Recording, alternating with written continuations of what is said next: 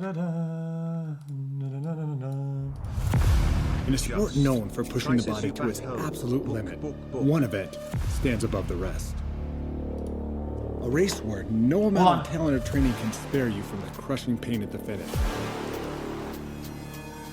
A blend of technique, speed, and endurance that's run right on the razor's edge of physiology and grit. Well, he's run himself into a gold medal and the hospital by the looks of it, but... Welcome to the beauty and the brutality of the 400 meters. 400 meters is just a single lap around the track. Not exactly an intimidating distance. How could it possibly be the most difficult event in track and field?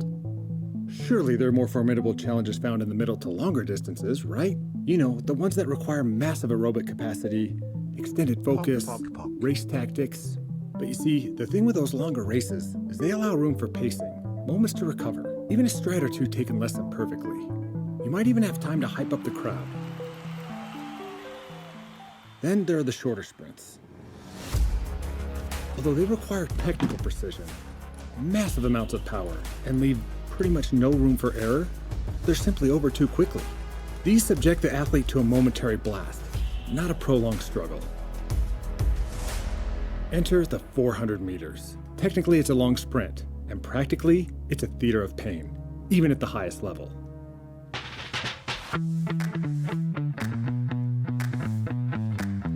Wait, but why? Yo, what? Which one is that? He also hinted that his 52? coach is trying to persuade him 52? to try the 400 meters. I'm hoping not.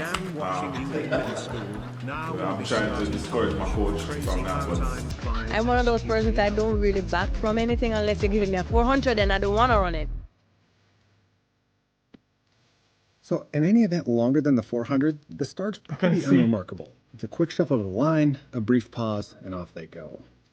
The start of the 400 is vastly more challenging. That's because it involves one of the most technical elements in the sport, the block start. Now in the 400, you can't win the race at the start, but you can certainly lose it. So what makes block start so difficult? Well, first, a good block start requires precise technique refined over hundreds, if not thousands of hours. You got the body angles, the timing of force application, the path of the back foot, the distance of the first step. The list goes on. Then there's the sheer physical demand. From a dead standstill, athletes have to launch their body forward, creating immense linear force. And of course, then you got the mental component, the split-second reaction to the starter's pistol, and then that ever-looming threat of a false start. False start, lead full. Well, I mean, that was... What? I mean, bro, that was dog shit. I mean, wake up, brother. I mean, lock in. The fuck was that?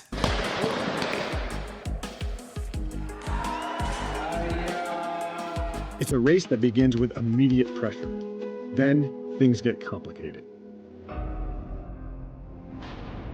Oh, it's So the crux of the race comes sprint, down to chill, one of the sprint. indisputable facts in track and field, which is no person on the planet can run the 400 all out from start to finish. The reason why comes down to how the body creates energy. And the way it does so during the 400 is the most painful. So here's an easy way to think about it. You have three energy systems to power movement. They work on a continuum and there are individual differences. But no matter what, when intensity is high, energy comes at a price. So during the first 50 meters of the race, the body uses immediate energy stored as ATP and phosphocreatine. Think of this as your body's version of a short, sharp rocket booster. So this energy is rapid and intense, but it's very short-lived. It's usually expended within the first 6 to 10 seconds. So at the start of the race, athletes unleash, pushing from 90 to 100% of their max right from the gun. xQc.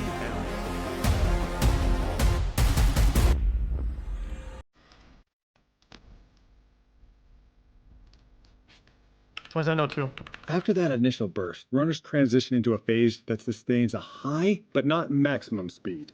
So now we're on to the second energy source, called anaerobic glycolysis. This fuel's created, we've got lactate and the associated hydrogen ions, which, to simplify, we're just Guys, I promise you, guys, I was listening because I had to look at something on the Google.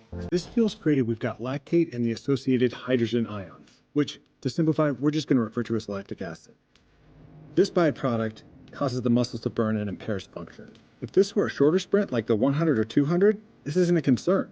The race is over well before lactic acid becomes a factor. This is where strategy in the 400 is paramount. If you go too fast too soon, you're going to accumulate lactic acid well beyond what the body can handle. You can't ease off that much either. So you got to maintain a near peak pace without tapping out your reserves. Because at the end of this phase, you're only halfway there. This is where the third energy system comes into play. It's a shift from quick but limited energy production to a more efficient process that can support prolonged endurance. But again, there's a catch. Aerobic energy isn't created nearly as fast, which means there's a looming energy crisis on the horizon. Energy demand will soon outstrip supply, setting the stage for an intense showdown of physiological limits in the final phase of the race. What if you trick it to get there faster? Or like before? This is what it all comes down to. The fourth stage is where chaos prevails, especially if you didn't get the other phases drugs. right. But even if you did get the other phases right, the final stretch is still... So you build that, build supply, boom, get out to the field, boom, cocaine, boom, bang! hell on earth. Just ask anyone who's run the race, as this Redditor did.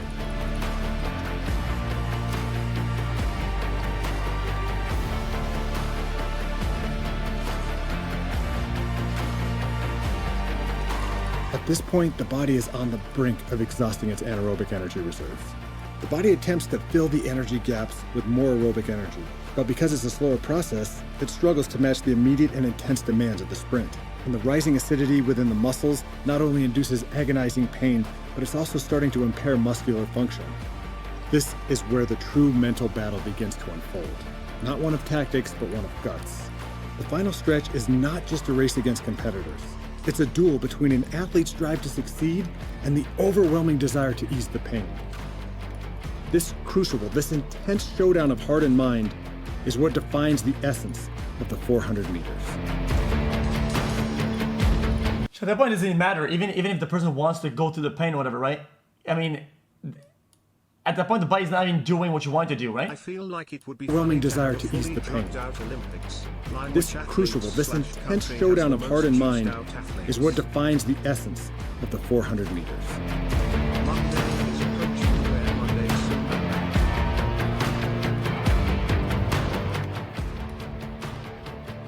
So who wins those then?